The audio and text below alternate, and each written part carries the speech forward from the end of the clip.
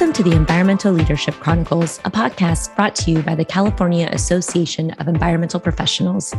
In this episode, we speak with Adam Rush, Community Development Director for the City of Banning.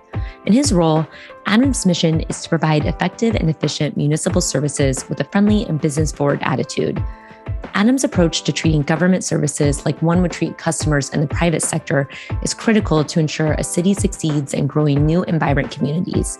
He spent 10 years with the County of Riverside Planning Department, where he developed a strong background in community planning and environmental compliance, and gained experience in transportation and community planning activities, as well as long-range strategic plans. We hope you enjoy hearing from Adam and his approach to leadership. Hi, I'm Jessa. And I'm Laurel, and today's guest is Adam Rush from the City of Banning. Thank you so much for being here. You're welcome. Thank you for having me.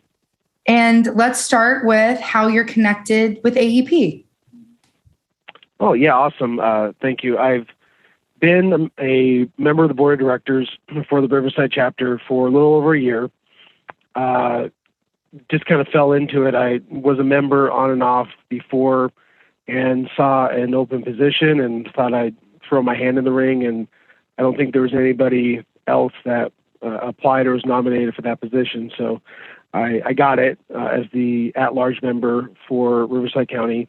That was a few months before COVID. So needless to say, haven't had much experience in a pre-COVID type of environment as a director. And we've been initially struggling with how to get our message out there and how to do the things that the state chapter wants us to do in a COVID environment. So we had our first in-person meeting, board meeting, about a month and a half ago, which was good, but a little bit weird. And we are now planning our holiday get-together. So been part of the board for about that time, mostly focus on membership and outreach. I think the biggest accomplishment I did in that short period of time, along with COVID, was produce a set of kind of talking points and brochures, along with our web designer, in a sense, for local schools in our region to try to just educate and enhance and promote planning and environmental sciences in the local colleges. I have a couple connections with UCR as well as with the University of Redlands and Cal State San Bernardino. My sister works at one. My wife graduated from another. So kind of use those to wiggle my way into the department. They're different throughout each agency or each school, but that governed student internship. So we were fairly successful in that, even in an environment where the students were not in class. And then as they've returned, we've definitely gotten more insight and input from them. So that's mainly been my role as a member of AEP. I've been a practicing Sequa planner and land use planner for almost 20 years now, mostly in Riverside County. Right. And thank you for sharing that. It's so oftentimes that we join AEP when there's a random open position. We're like, I'll give this a try. And then you hop in and like everything changes and you learn by doing. And I just want to thank you for volunteering and joining the organization and being a part of all the local activities in the state board and focusing on membership, because that's a big deal. So yeah, thank you again. And you mentioned those universities. Which one did you go to and what did you study? So I actually graduated from Claremont McKenna College with I was a nerd, so I have a dual bachelor's in political science and a bachelor's in existential philosophy. So if you ever want to think deep thoughts about being unemployed, I can have that conversation. Realized you can't really do much with a philosophy degree unless you're going to teach or become a lawyer. So I immediately went into grad school to get my master's in political science. And I was going to move to Washington, D.C., become a lobbyist, run for office. That was my goal since I was like 7. But, life doesn't get in the way, but life happens. And needed a job out of college and while I was in grad school and wound up getting married. And my wife actually found me my first planning job I was working the graveyard shift at Home Depot. I didn't even get weekends off. I got Monday night and Tuesday night off from 9 p.m. to 6 a.m., and I was going at a full load, graduate studies as well. And I came home one day and she said, I'm leaving or the job needs to go. So in the paper, when you actually used to open up the classified, there was a job with Riverside County Planning Department. I think it was $16.15 an hour or something like that. And that was mid 2003. So it was a good chunk of money at that time. And benefits, health insurance. And so I worked all night, drove straight to my interview, changed there in the county building, had my interview, and was hired the same day. So kind of been, I fell into it, I guess. Went through my experience there, got my AICP and all of that. So, but my wife graduated from Cal State San Bernardino, and my sister works for the student life office at UCR. She does a whole bunch of different things there. So my wife still has some contacts over at Cal State San Bernardino, and then I tasked my sister, and she owed me a few favors to put me in contact with the folks at UCR. And then my wife actually has her credential and her graduate degree from University of Redlands, plus former colleague of mine had 3 sons graduate there. So I just kind of used, the connections that I had and called in some past favors for, volunteerism. I wasn't asking them for any handouts or money, but just to put me in contact with the right people. UCR was the most responsive, maybe because my sister threatened them with something. I'm not sure, but just kidding. She's pretty high up in the food chain there. And we put out a couple internship applications. We got a fairly decent amount of interest in that. This was, I would say, August to September of 2020. So things were, still real hit and miss, and didn't get, fully kind of on traction as much as we liked. But their office was great to work with, and we still have a good connection with the UCR and the students there, primarily environmental sciences, geography, planning related type fields, and got a few members out of it. So it was good. Wow. What a story. That is great. I love, stepping back just a little bit, their story about interviewing and changing for the interview in the county building. And so when you went for that planning job, was that just, this is a job that's more reasonable, schedule reasonable hours? Or was that at the time something you were like, I'm interested in planning? Or was it just like, I'm just going to get a job, and then you found out that you loved planning?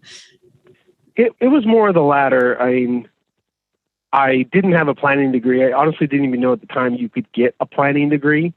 My dad was a landscaper for 40 years, so I could read a landscaping plan, and I kind of maybe fibbed that a little bit of, I can read plans, sure, because he would hand draw blueprints for plants, in our family or our home office. And so I was like, I can read plans. And I've, worked for the city of Corona in the Parks Department. So I kind of bolstered those two things up. I really had no idea what I was doing. And it was very much trial by fire, because at that time, the development industry was ramping up. Things were getting really busy. 2005, 2006, we were, and this is the county level, so the Riverside County is the size of New Jersey, but we were processing 15 to 18 track maps a month. Marathon plan commission, we'd start at 9 a.m. and end at 6 or 7 p.m. Twice a month. So it was just crazy. And so the county hired in these blocks, and they hired like a block of 5, because there was just so much attrition and people couldn't hack it or figured they could make twice as much money, working for a developer or a home builder at the time. And so I was hired in like the second or third block of planners, and the person I took over for was basically getting fired or going through the process because she took a limo ride and Lakers tickets from a developer and had a good night on the town. So at the county, if you're a union, they don't just walk up and fire you. They put you through a process. So she self-terminated, as they say. but in a, I guess, last-ditch effort, she scheduled a whole bunch of projects for public hearing and didn't do any of the work. So my first couple of weeks were spent probably working 14, 15-hour days, writing conditions, writing staff reports, nothing that would pass the smell test now. I mean, thank goodness nothing got sued. Just cutting and pasting from previous documents. And I mean, I wasn't stupid. I knew how to write, but just putting all this, planning ease together. Thankfully, everything was still kind of wild, wild west. And in the county, there hadn't been significant development for about 10 years prior to that. So they were happy for whatever. Yeah. So got through that. And then, I went up the ladder fairly quickly. I think I was promoted to senior planner like 2005, 2006. And then in 2007, I was promoted to principal planner. So from 2007 to 2013, I basically managed from Corona to kind of where I am now in Banning, which is the western side. And then we had a principal planner that managed the desert, Coachella Valley, Desert Hot Springs, and all the way out to Blythe. And I did that for the rest of my career there. Was in the private sector for 6 years doing consulting, and then in 2019 came into the city of Banning. So I guess I grew to like it. Yeah. I wasn't, and I'm still never the most technically proficient person, but there was an element of kind of that diplomacy and that, political background and study that I had in trying to interact with the development community and, talk to developers wearing $3,000 suits. And you had these kids from Cal Poly and UCLA that were more technically proficient than I was, but couldn't communicate, couldn't tell a developer to lose a few lots or that the project was going to be continued. So I think kind of served as that link between the technical and then the electeds and the commissioners in Riverside County were pretty important. I mean, they, had a very high level of prestige. So, I was kind of that bridge between the technical and the political aspect of planning, which obviously is very political, as I learned. It is. It is. And I'm dying to ask this question. How does your existential philosophy degree play into your role as the City of Banning Community Development Director? I feel like it had to have just stuck with you, and you had to have applied some part of it. I can come up with very creative variance findings, and that may not sound interesting to anybody, but I've gotten my hand slapped a few times by both county council and city attorneys of coming up with some fairly pie in the sky findings for variances. I mean, I could make anything work in any situation. And so I think that was, probably the best example where, if we're writing findings for denial or we're trying to justify something that maybe isn't, that it's a gray area. For example, the City of Banning has always wanted to have a drag strip. We've had drag strips out here for years illegally. There's a big push to do a permanent one. It's a great idea.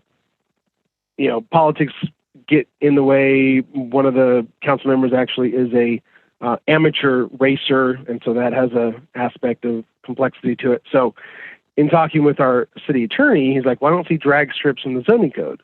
I'm like, well, no, but we have amusement parks, and we have a provision that the director can find things that are substantially similar. So there you go. Disneyland drag strip. And so they kind of give me this would it hold up in court? Probably not. Does it, pass the smell test, at least in the short term? Sometimes yes, sometimes no. That one I didn't succeed in. I got knocked down on that one, but others I've had success on. I like that. I like that a lot. And now, you're a community development director. So a lot of things come to your desk that you get to be the final say on, that don't have to go to the planning commission, that don't have to go to the board of supervisors. They stop at your desk. So given that you get that level of discretion, what are some of the fun or creative things that you've approved that you like really exercised your directorial powers? Yeah, there's been a few. The city of Banning has had a really good time saying no for a long time, and no on things that, no one's going to get hurt. We're not breaking the law. There's been a few scenarios where we've had existing operators that have had a slew of code enforcement actions against them. They would come into the city, and my predecessors would say, well, it's going to take 15 months, and you have to do a zone change and a land use change and blah, blah, blah, blah. And I was able to fix in like a half an hour. It's like, well, we pulled the building records. You've been there since the 40s, so let's just call it non-conforming. You're operating a well-run business. I mean, these aren't, illegal tire shops. One guy makes gas meters, and he makes like thousands a month. Why is that something we really need, to stop? His buildings are up to code. So we called it non-conforming, and we're fixing it in a cleanup general plan update. And, it really is not that big a deal. So I've tried to cut through the ridiculous bureaucracy that has sometimes been applied here and I know elsewhere. But, we had another situation where a longtime business owner, the guy makes tortilla making machines, some of the things that you never would know. Like, I know more about cannabis now than I ever thought I would, because we have a cannabis program. So the tortilla chips for Doritos and Mi Tortilla and restaurants in LA, he makes the machines that makes the tortillas into 15 different types of tortilla chips. He employs local residents. He helps people with the down payments for their houses if they work for him for like 5 years. I mean, he's an old curmudgeon-y guy, but he's a really decent corporate citizen. And he was stuck in the process because he wanted to put an awning between two buildings for his employees to have like an outdoor area. And this was all pre-COVID. And so one of the things that I have the ability in this city, which it's pretty strict, I don't have a lot of leeway, is a director's exception, which I've never seen before. But it has certain things that I can accept, accept, not accept or whatever it is. But we just, we fixed it. It was like a 2,500 square foot awning on poles, and it was over and done with in a week. So those are some of the low-hanging fruits where it provides a lot of goodwill, and you can fix some things that we should never be making someone go through a zoning ordinance change or, doing a lot merger because they want to put up an awning. I mean, some things are kind of ridiculous. Well, I'm a developer, and I just want to say thank you for your service, because oftentimes, I get it, because I'm a land use and environmental planner, so like I get it, but trying to explain it to people who aren't in the industry, who don't understand it, and I'm like, it's the municipal code, it's the zoning, and you need a variance to have something this tall in this zoning, even though the zoning says you can do this particular thing. You also can't do these things by right because it's a different use. And like having these conversations, and they're just like, why are we working? Why are we building in California? Like I quit, like I'm just going to go somewhere else, because this is very convoluted and challenging. I also have been on the public agency side, where I've received plans and had to review them and be the plan checker and check those boxes. So I get it. How did you, working in the private sector as a consultant for 6 years, how did that help or hinder your leadership role in the public sector? it was definitely a positive, and it was kind of one of those things that I knew I had to do. I wasn't ever super jazzed about it. I think my personality is much more set for the public sector, because not to sound gushy, but I like the ability to help people with their problems that aren't a huge deal. And a lot of times in the public sector, we make mountains out of molehills. But in my ultimate kind of career path, I eventually would like to become a city manager somewhere, not here, but, somewhere in California or elsewhere. And I know I definitely needed that private sector experience. Again, it was, I guess I have a knack for jumping from the fire into the frying pan, but the organization I went to work for had a part-time 22-hour-a-week planner from a staff of about 10, and they had a annual gross revenue of about $165,000 for the planning budget. I mean, that was it.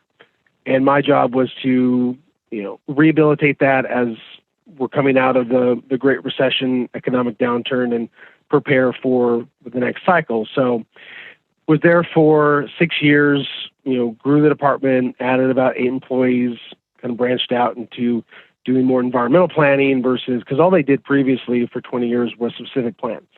They did really good specific plans, but that's all they did. And it's kind of like, let's, diversify here a little bit, hired a biologist, hired a air quality consultant and whatnot. And it definitely helped because I was able to, one, understand how a consultant was treated.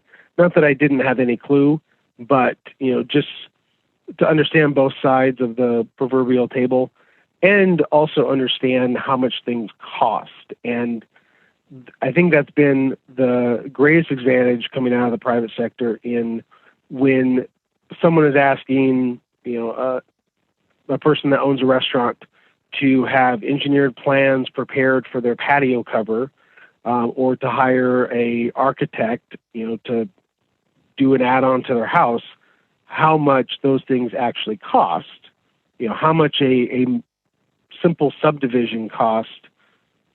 And where I was, we were usually below market rate because we were a little bit smaller and it was a certified small business. But to do a subdivision could be $50,000 easy, just of all the fixed costs. So understanding that and trying to apply that to the public sector in not making things insurmountable and not making the process overwhelming for individuals who are not adept or sophisticated at it. And I've never had huge issues with developers.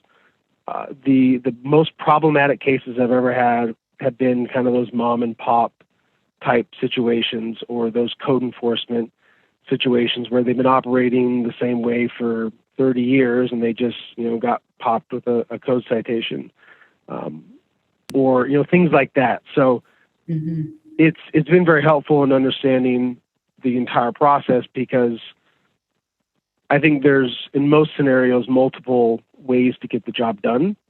And you may not need to hire an architect. Maybe you just need to have, your neighbor's high school kid who is taking a CAD class just to draw something up for you real quick so it doesn't look like it's on a napkin. And work through things on that, especially on code enforcement cases, which we do have our fair share of. I'd rather folks, at least in the interim, operate legally and safely rather than, we had one guy who was had it powering his computers off of a Home Depot generator outside a shed. And it's like, well, we could do some very simple things to get you electricity so we don't have someone die from carbon monoxide fumes, Very practical. Kind of no argument. Yeah. Yeah. Thank you for sharing that because I think that the empathy that you have is a huge value add coming in the public sector when you're reviewing private development projects for consistency with these publicly approved plans. There's oftentimes a lot of education involved, as there should be. There's a lot of boxes to check. And as you mentioned, it's not always equitable across the board. I mean, yes, I've been in a position where having to come up with like engineered tie down plans for a trailer, for example, and just simply my client just simply can't afford it to do the engineered tie down plan because it's like a full engineering thing. So I just wanted to say thank you for being open and creative and working with developers and sharing with our listeners who are students who are probably thinking about when I'm in undergrad or I'm in community college or I'm in high school, do I want to go into the public sector or the private sector? And maybe you can do all the above in a windy path. And then the next question I had for you, because for our listeners who can't see you, who aren't watching this on YouTube, you have the City of Bannings logo. It's incorporated in 1913. Love that fun fact. But your tagline is endless opportunity. Walk us through where that came from and what that means to you. Sure. So the logo you see is actually fairly new. It's less than a year old. We used to have a stagecoach, and it really is, I think, a paradigm shift from what the city has been for almost its entirety to what it is now. And there, for a long time, had been a romanticizing of the past, of our historical past, of Stagecoach Town and how it harkens back to Pony Express, or I probably got the history wrong. It was something related to, the Wild Wild West, and then there was the movie stars came out here and then went to the natural springs and Desert Hot Springs and Palm Springs and had their movie premieres at the Fox Theater, which is right on the other side of the street from my office. And that's all great, but that is not what attracts home builders. That is not what attracts real estate, commercial developers. Saying that you're lonely for the stagecoach days doesn't get you a grocery store or a restaurant that doesn't have a drive-through in it. The city had basically neglected itself for about 2 decades. There's a lot of infighting. There's a lot of kind of old boys network type of politics, and the development community basically stopped at the city line, literally, because we have a tremendous amount of new economic development in the city of Beaumont. There's a Walmart, there's a Home Depot, there's a couple million square feet of retail commercial in the city that is less than 10 years old, and no one literally went across the street because of all of that infighting. I mean, if you are seeing reports of grand jury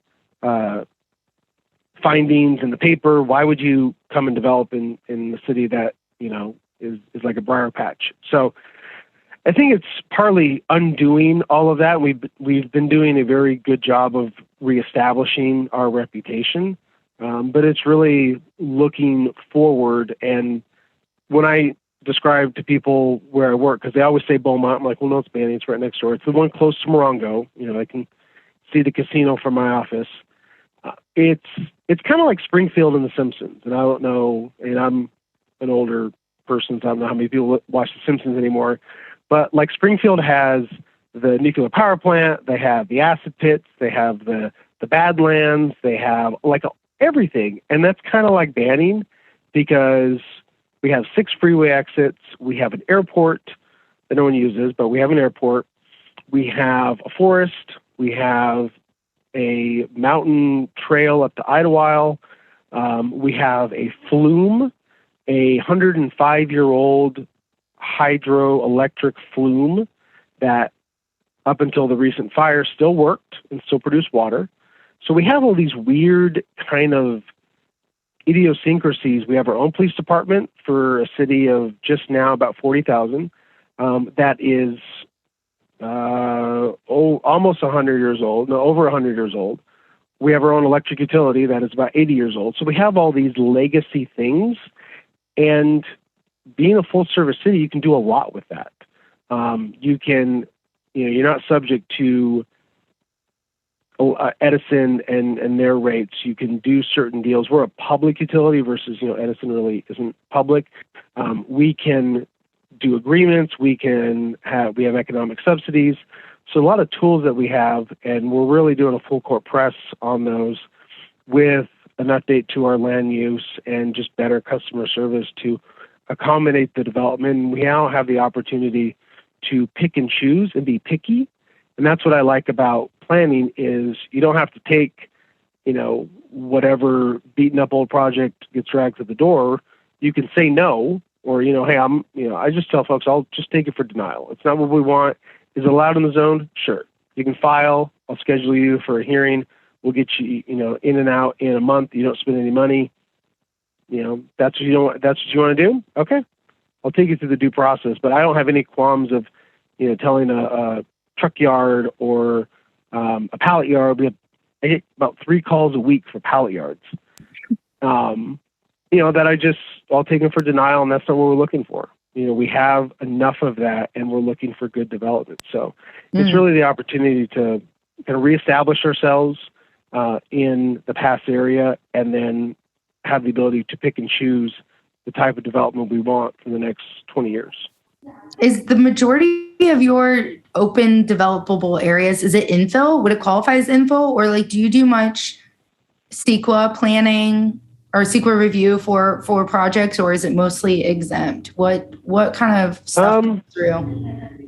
It's a mixed bag. I was actually yesterday looking for the last initial study that we did, and I had to go back to 2019 to find one, because the majority of our smaller projects are exempt. But then we have several large projects that we're doing EIRs on. So we really don't have a lot of middle ground. And that's kind of been one of the advantages of the city for a while, but we have a lot of vacant buildings that are being redeveloped and reutilized, and so we can exempt those. We have a lot of small parcels that are being developed, and we can exempt those. But then on the other end, I have about 9 million square feet of mixed-use industrial on the books that we're doing EIRs for. So it's a lot of little things, a few big things. There's really, we don't have any track maps that are active that are under 500 lots. It's either I don't know any track maps, whole subdivisions. We got one that's 4,400 units. We got one that's 3,800 units. And then the next one down is 100 units. So, and go ahead, sorry. Oh, no, I was just saying, it's fascinating, all the economic development opportunities that are there and how a lot of it can be streamlined through the environmental review process. What, as community development director, as part of the community planning process too, does the city have a climate action plan or a sustainability plan or anything that talks about the sustainability of the city's development moving forward? Or have you not gotten there yet? Because the main focus is we've got all this infill opportunity. Let's focus on that first, build up the city, and then we'll talk about the bigger climate change related things. Yeah, it's more on that line of thinking. The city historically has had kind of a blue collar approach to planning. And what I mean by that is, for the most part, the residents don't really care that much about, sustainability or climate action. Those, to a certain extent, are 4-letter words amongst, the business community. But the main issue that we're all dealing with here at the city is we don't have anything relatively new, because there was never any reason to do anything. And when I got here, I was told our general plan was adopted in 2006. We haven't updated the zoning code since then. We have a manual process for all of our application intake. Excel spreadsheets and big file folders with, paper. I was deer in the headlights. I'm oh my God. But we issued 6 building permits in 2019. So why would we have any reason to put in any new processes or develop any new software or develop plans that are current and consistent when you don't have anything to develop? I don't know what they did here. When you're only processing 6 building permits. In 2020, we issued 479. So I don't know what that percentage is, but we had 473 permit increase year over year. That, And well, 2018 was like 8 permits. And half of those were HUD financed Habitat for Humanity houses. yeah. So, they weren't like regular construction. But we're working on all that. We're working with WRCOG to roll into their climate action plan. We are doing an environmental justice element as part of our general plan update. We just adopted our housing element on the 9th, I think, somewhere about a week ago. We got criticized for not having enough public outreach, but we did 6 meetings and no one showed up. And it's like, well, I can't make people come to a meeting. You can't force them. So, and we're actually are getting a lot of interest in actual affordable housing. So that's positive. So it's slowly moving there. Our council is, diametrically different than previous councils and is focusing on real things like land use and parks and roadway improvements. I mean, we have so much construction going on now; it's insane. Mm-hmm. We can get a lot of grant money because we are a disadvantaged community. Our median household income last year was 36 or 38,000. It just went over 40,000. Wow. But well, I just wanted to take a second to reflect on the fact that you went from from Home Depot overnight job, changed at the county, didn't really know about planning, and now you're leading a disadvantaged city into the 21st century with an environmental justice element, that's required, obviously, but housing elements, affordable housing, and a more practical approach to building up a community. I mean, let's just take a second and just reflect on that. I think that that's fascinating. Existential philosophy. Home Depot, no degree in planning, to lead it to being, the community development director at a city in California. It's a big deal. Good job. Thank you. Yeah, it's been a journey. The only reason I started taking philosophy classes is because I flunked out of pre-med. So, I guess there's a reason for everything, and I'm not a doctor. I was going to say, well, with existential philosophy, is there a reason for everything, or is this just nothing at all? It's your contemplation of the reason if you know what the reason is. Contemplate. Wow. Plus, our professor let us drink wine in class, too. So that was always... That's the added benefit. Great. Mm-hmm. I was like, I think I flunked out a philosophy class. The only thing I wasn't good at, I got an A or B in everything except logic. And that was my best come one. to find out, I've been like dyslexic my whole life, but never knew it. And so, the A's and the B's and the triangles and the squares, like my brain just didn't process it. But I had some you'll run into some very eccentric professors. I had one who was addicted to Diet Pepsi. He would drink 2 to 3 liters of Diet Pepsi a day. Most of it in class. Yeah. So it was, I went to a very small, very eccentric type of school. So I would say that you are the first AEP podcast interviewee that has a philosophy degree. You probably won't find many others. I know that's like possibly the last as well.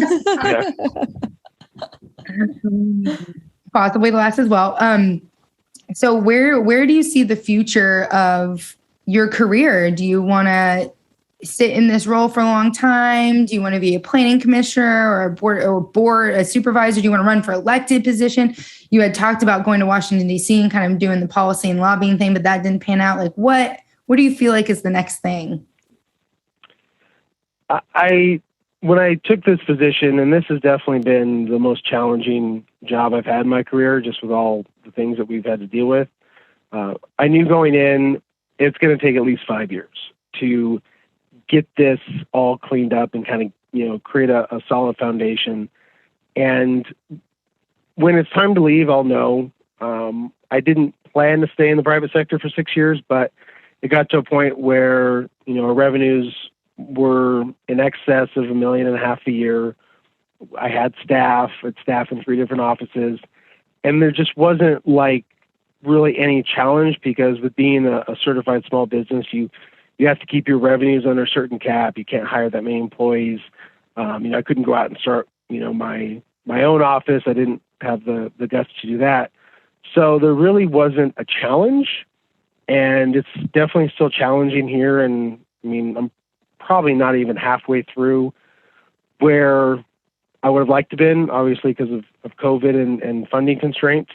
So, at least 5 years, that's, 2.5, 3 years from now. If it takes longer, it takes longer. I would like to transition out of community development into administration. I think my skill set is most appropriate for the small municipality. I'm not interested in elected office. I really want to keep on kind of the public side, but I couldn't stand the fakery or the numbness of a large city. It's too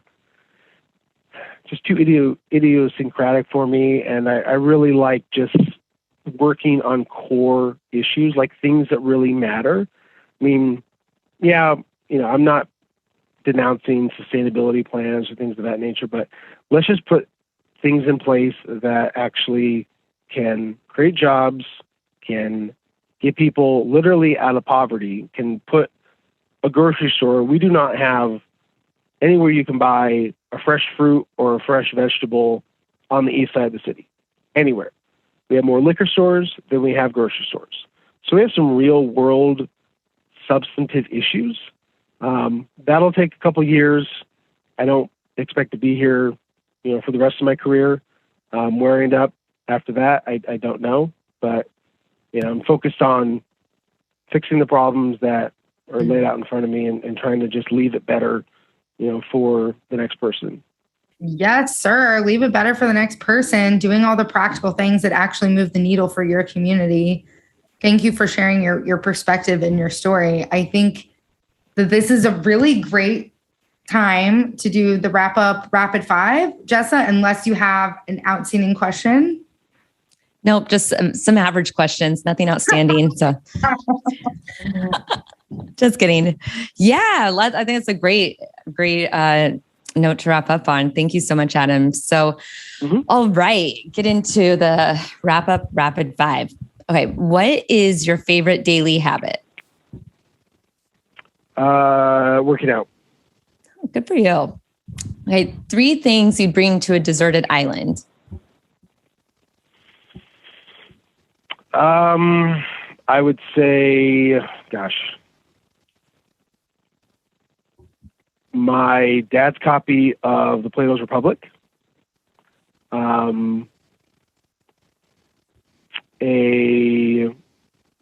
iPhone or a podcasting thing with all my favorite audiobooks and podcasts, and football. Great. What is your favorite environmental policy? Environmental policy. VMT, because we all have to love VMT or learn to love VMT. Oh my gosh. Okay. Wait, I think that's what Mindy said. Mindy said the same one. Vehicle miles traveled. I just want to say that Mindy Fogg at County Ventura had the same environmental policy preference that you did. Well, the little pictograph that they put together to explain it reminds me of like an old Sesame Street episode. So, yeah.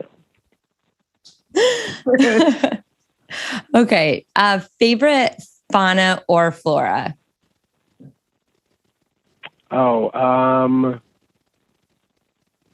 Only because my dad was a landscaper, I'd have to say the Ficus benjamina, which has a little twisty things, but I would always have to put the plastic bags over them in the winter so they wouldn't freeze. Fun fact. And they're really expensive, I come to find out. That's why. To look those up. And okay, finish this thought. Wouldn't it be cool if? Wouldn't it be cool if we all got election day off work? And isn't that practical? And that's doable, isn't it? Cool.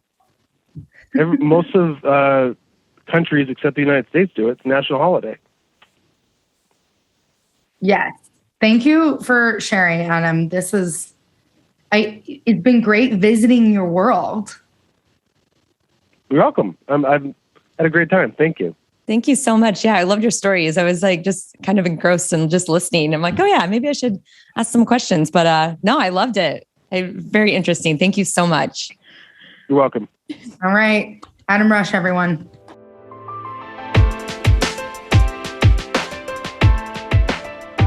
We hope you enjoyed this episode. As a new podcast, it really helps us if you share with friends and colleagues that may enjoy this podcast as well. And please subscribe or follow the podcast to be alerted for new episodes. Also, if you want to submit a shout out, please send a voice memo under a minute, ideally to podcast with an S at califAEP.org. Again, that's podcast at califAEP.org, or any feedback that you'd like to share. We love feedback. Thank you.